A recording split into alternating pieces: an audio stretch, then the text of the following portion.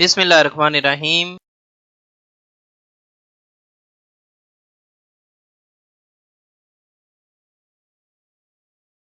General provident fund GP fund final payment.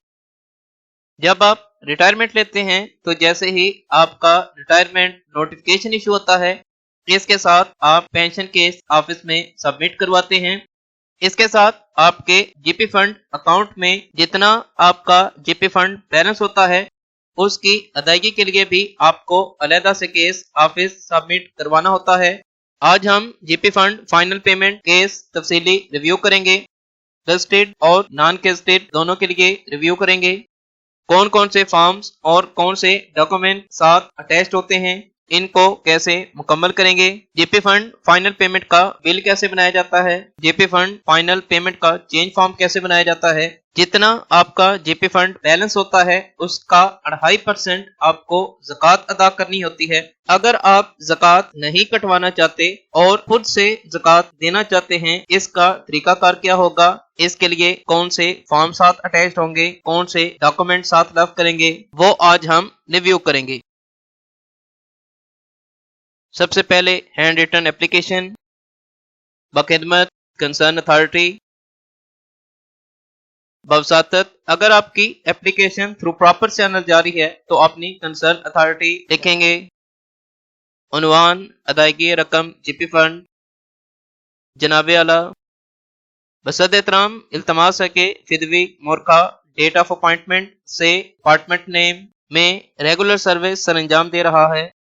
फिदवी की service 25 बरस से जायद हो चुकी है और फिदवी की उम्र भी 55 बरस से जायद हो चुकी है। वसद एहतराम इल्तमास है कि फिदवी मोरखा डेट ऑफ रिटायरमेंट से गवर्नमेंट सर्विस से रिटायर्ड हो रहा है। वसद एहतराम इल्तमास है कि फिदवी को जीपी फंड की रकम अदा की जाए। आपकी अजहद नवाजिश होगी। फिदवी के क्वाइफ दर्ज सेल हैं। नाम, बल्दियत, शनाख्ती कार्ड नंबर, पर्सनल नंबर, तारीख पैदाइश, तारीख तकर्री, ओहदा, तनख्वाह बुनियादी scale, GP fund account number. अगर आपका जीपी फंड अकाउंट नंबर नहीं है तो पर्सनल नंबर लिख देंगे। आजकल पर्सनल नंबर ही जीपी फंड अकाउंट के तौर पर यूज होता है। आखिरी कटौती कितनी हुई थी और कब हुई थी, वो मंथ मेंशन करेंगे। अल आर्ट्स, नेम, डेजिग्नेशन, ग्रेड, स्टेशन। अगर आपकी एप्लीकेशन थ्रू प्रॉपर चैनल जा रही है तो अपनी कंसर्न अथॉरिटी से फॉरवर्ड करवाएंगे।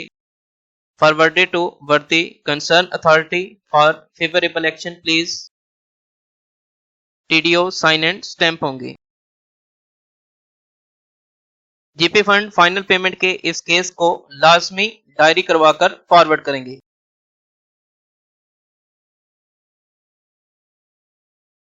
इसके साथ फॉर्म अटैच्ड होंगे। सबसे पहले application for the final payment of GP fund device form advised by the government of the Punjab finance department to concern authority, district name, son of, retired, service, date of retirement, his और her, tick करेंगे his. GP fund account number लिखेंगे। अगर आपका GP fund account number नहीं है तो personal number लिखेंगे। Amount and the month of last fund deduction, जितनी जीपी फंड की लास्ट डिडक्शन हुई है लास्ट मंथ में वो लिखेंगे। किस मंथ लास्ट डिडक्शन हुई है वो मंथ मेंशन करेंगे। इसे लीव कर देंगे। नेम और सिग्नेचर्स होंगे। Concern authority sign and stamp होंगी। इसके साथ दूसरा फॉर्म अटैच्ड होता है under para number 1 of revised GPF 10, no advance certificate, name. अगर आपने कोई लोन लिया है तो उसकी डिटेल लिखेंगे, उसकी अमाउंट लिखेंगे, अदरवाइज इसे नील कर देंगे। अगर आपने कोई लोन लिया है टेम्परेरी या नॉन रिफंडेबल एडवांस लिया है तो उसे टिक कर देंगे, अदरवाइज इसे लीव कर देंगे।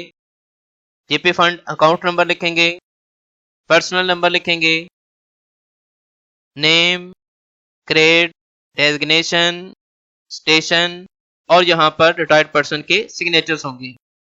अगर आपने एक से ज्यादा डिस्ट्रिक्ट में अपनी सर्विस की है तो इन तमाम डिस्ट्रिक्ट का रेफरेंस देंगे, क्योंकि जब आपकी ट्रांसफर होती है तो जितना भी आपका जीपी फंड में बैलेंस होता है वो आपके अकाउंट ऑफिस से थ्रू प्रॉपर चैनल आपके नेक्स्ट डिस्ट्रिक्ट जहां पर आपकी ट्रांसफर हुई है उसमें फॉरवर्ड होता है। उसके लिए लिखेंगे served under first DEO Gujranwala, अपना पीरियड मेंशन करेंगे। दूसरा डीईए लाहौर, पीरियड मेंशन करेंगे। अगर आपने सिर्फ एक ही डिस्ट्रिक्ट में अपनी सर्विस की है तो सिर्फ उस डिस्ट्रिक्ट का और तमाम अपनी सर्विस का टेन्योर लिखेंगे। डीडीओ साइन एंड स्टैंप होंगे। इसके नीचे आप एक्स्ट्रा ऑर्डिनरी लीव के मुतलका कंटेंट लिखेंगे। अगर आपने एक्स्ट्रा ऑर्डिनरी लीव अवेल की है तो उसका कंटेंट क्या होगा? Certified that Mr. has availed of extraordinary leave as under, जितने पीरियड की आपने एक्स्ट्रा ऑर्डिनरी लीव ली है वो पीरियड मेंशन करेंगे, डेज मेंशन करेंगे ड्यूरिंग हिज सर्विस। अगर आपने एक्स्ट्रा ऑर्डिनरी लीव अवेल नहीं की तो उसका कंटेंट क्या होगा? Certified that Mr. has not availed of extraordinary leave during his service, यहाँ पे डीडीओ साइन एंड स्टैंप होगी। इसके साथ लास्ट पे सर्टिफिकेट अटैच करते हैं। LPC, office of the DDO name, government servant name, father's name, designation, basic pay scale, proceeding on retirement, जिस तारीख तक आपकी पे ड्रॉ होगी अपनी डेट ऑफ रिटायरमेंट मेंशन करेंगे। Basic pay, house rent allowance, conveyance allowance, medical allowance, special allowance 2021 25%, special allowance 2022 15%, ad hoc leave allowance 2022 15%। इनके अलावा अगर आप कोई और अलाउंस ले रहे हैं तो उनकी डिटेल यहाँ पर मेंशन कर देंगे। ग्रैंड टोटल में टोटल लिख देंगे। डिडक्शंस में GP fund, benevolent fund, group insurance, income tax की डिडक्शन हो रही है तो इनकम टैक्स भी लिखेंगे और इन तमाम का टोटल ग्रैंड टोटल वाले कॉलम में लिख देंगे। पॉइंट नंबर 4 में लिखेंगे he has made over charge of the office of the designation grade at station before noon और after noon, date of retirement mention करेंगे, इसे क्रॉस कर देंगे और डीडीओ साइन एंड स्टैंप होंगी। इसे क्रॉस कर देंगे,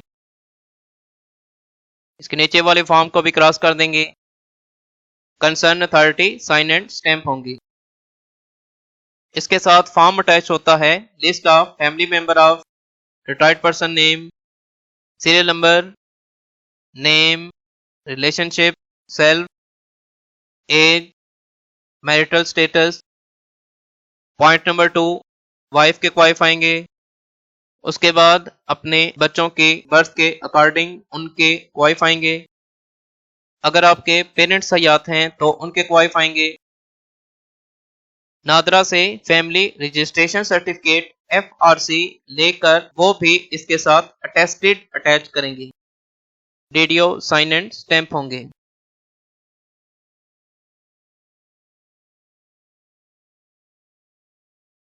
जितना आपका जीपी फंड बैलेंस होता है उसकी 2.5% आपको ज़कात अदा करनी होती है। अगर आप ज़कात डिडक्ट नहीं करवाना चाहते उसके लिए रूल क्या कहते हैं? Finance division यूओ number F.21-R-7 by 96-413 by 2000 dated 10 April 2000। 32(1) जब फंड में सब्सक्राइबर के क्रेडिट पर रकम काबिल अदायगी हो जाती है तो ये अकाउंट ऑफिसर का फर्ज होगा कि वो अदायगी करे, जैसा कि प्रोविडेंट फंड एक्ट 1925 के सेक्शन 4 में दिया गया है। हुकूमती फैसला ये फैसला किया गया है कि सुप्रीम कोर्ट ऑफ पाकिस्तान के फैसले मोरखा 9 मार्च 1999 पर अमल किया जाए। अगर कोई शख्स मुकर्रर फॉर्म CZ50 में डिक्लेरेशन फाइल करता है तो इसके जीपी फंड अकाउंट से ज़कात नहीं काटी जाएगी। अगर आप ज़कात नहीं कटवाना चाहते तो 100 रुपए के स्टाम्प पेपर पर CZ50 प्रिंट करवाकर यकम रमजान से पहले अकाउंट ऑफिस में आपको जमा करवाना होता है। अगर आप यकम रमजान से पहले ये एफिडेविट अकाउंट ऑफिस में सबमिट करवा देते हैं तो आपके जीपी फंड बैलेंस पर ज़कात की डिडक्शन नहीं होगी। अदरवाइज आपका जितना भी बैलेंस होगा उसकी 2.5% आपको ज़कात डिडक्ट करवाना होगी। फॉर्मेट ऑफ ज़कात डिक्लेरेशन फॉर्म CZ50 फॉर्म, ये आपको 100 रुपए के स्टाम्प पेपर पर प्रिंट करवाना होगा। आई, name, father's name, age, residence of permanent address लिखेंगे, फ़िका अपना फ़िका लिखेंगे, प्लेस, डिस्ट्रिक्ट नेम, डेट लिखेंगे, पोनेंट, मजहर, हल्फिया इकरार करने वाला, नेम आएगा और उसके सिग्नेचर्स होंगे। विटनेसेस, जहां पर 2 आपके गवाहों के गवाह आएंगे और उनके सिग्नेचर्स होंगे। Name, father's name, permanent address, पहले गवाह के यहाँ पर साइन होंगे और दूसरे गवाह के यहाँ पर साइन होंगे।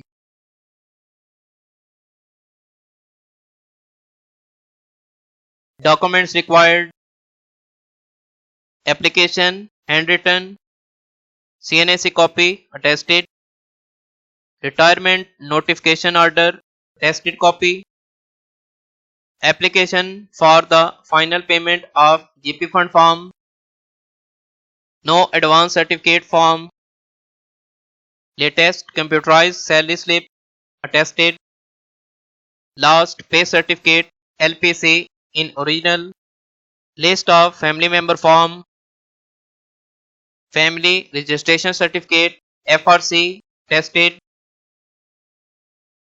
नॉन गजेटेड के लिए photocopies of complete service book along with original service book if applicable, gazetted service statement page number होगा और उसका सारा ई रिकॉर्ड होगा, वो इसके साथ अटैच करेंगे। गजेटेड, नॉन गजेटेड अपनी तमाम कंप्लीट सर्विस बुक की फोटोकॉपीज और ओरिजिनल साथ में अटैच करेंगे। जैसे ही आपका अकाउंट ऑफिस में ये तमाम प्रोसेस जाएगा और उसके बाद जब फाइनल आपकी कंफर्मेशन होगी तो इसके बाद आपको ये बिल बनाकर अकाउंट ऑफिस में सबमिट करवाना होगा, जिसके बाद आपका फाइनल चेक बनेगा। नॉन गजेटेड फॉर्म सबसे पहले हम फिल करेंगे। Office of the TDO name for the month, district, finance की ये स्टैंप यहाँ पर फिक्स करेंगे। टीडीओ नंबर, इस तमाम को क्रॉस कर देंगे, इसे भी क्रॉस कर देंगे। जनरल प्रोविडेंट फंड में जितना आपका जीपी फंड बैलेंस है वो लिख देंगे। अगर आप CZ50 फॉर्म अकाउंट ऑफिस में सबमिट करवा देंगे तो ज़कात की डिडक्शन नहीं होगी, अदरवाइज इस बैलेंस की 2.5% ज़कात डिडक्ट करेंगे। 20,000 ज़कात आ रही है, टोटल डिडक्शन बन रही है 20,000 और टोटल नेट पेमेंट इनकी होगी 7,80,000। टीडीओ स्टैंप यहाँ पर फिक्स होगी, सिग्नेचर्स होंगे, डीडीओ स्टैंप फिक्स होगी और सिग्नेचर्स होंगे। कॉलम नंबर 2 में क्वाइफ लिखेंगे, personal number, name, designation, grade, station, general provident fund, GP fund final payment, GP fund balance, amount लिखेंगे। General provident fund grand total वाले कॉलम में भी वो अमाउंट लिखेंगे जितनी बैलेंस में है। कॉलम नंबर 19 ज़कात, जितना आपका जीपी फंड बैलेंस है उसका 2.5% आपकी ज़कात डिडक्ट होगी, वो अमाउंट लिखेंगे। कॉलम नंबर 24 में जितनी आपकी अमाउंट आपको रिसीव होगी, फाइनल पेमेंट होगी, वो अमाउंट यहाँ पर लिख देंगे। जीपी फंड बैलेंस में से ज़कात की अमाउंट डिडक्ट कर देंगे। इस नेट पेमेंट का आपको चेक वसूल होगा। टीडीओ साइन एंड स्टैंप होंगे। ग्रैंड टोटल, जितना आपका जीपी फंड बैलेंस है, डिडक्शंस कितनी हुई है, final payment, amount in words 7,80,000 rupees only. DDO sign and stamp होंगे। अब हम गस्टेड फॉर्म फिल करेंगे। Office of the DDO name, government servant name, finance की यहाँ पर ये स्टैंप फिक्स होगी। पर्सनल नंबर लिखेंगे। फॉर द मंथ इसे क्रॉस कर देंगे, इसे भी क्रॉस कर देंगे। GP fund account total balance लिखेंगे। ज़कात कितनी डिडक्ट हो रही है, जीपी फंड बैलेंस का 2.5% 20,000।